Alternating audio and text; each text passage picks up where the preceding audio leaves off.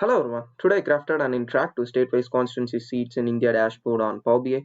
In this dashboard, the key insights include two cards to display total states and union territory, total constituency, clustered column chart to display total constituency by state and union territory, total constituency by party, total constituency by NDA and INDI, and we can see a map, two slices to filter based on state and UT, NDA and INDI, and narration.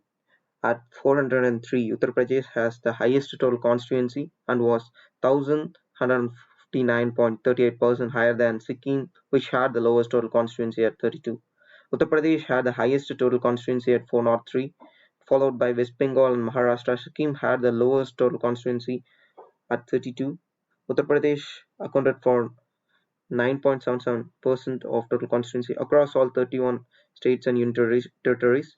Total constituency ranged from 32 to 403. Let us first start with Andhra Pradesh. Here we can see total constituency is 175. Total constituency by party, here you can see YSRCP TDP has 18 and NS 17, BJP has 0 seats. Total constituency by India and India. Others have 140, NDA has 18, second has 10, and independent has 7. When it comes to Tamil Nadu, you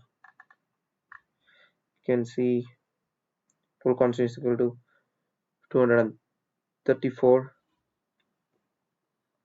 and total constituency by party DMK 133, AIDMK 62, and INC 17. You can see India with 158 seats, others with 62, NDA with 13, vacant with 1. When we filter based on India, same here we can see total constituency. In Tamil Nadu they has 158, total constituency by party INC 650.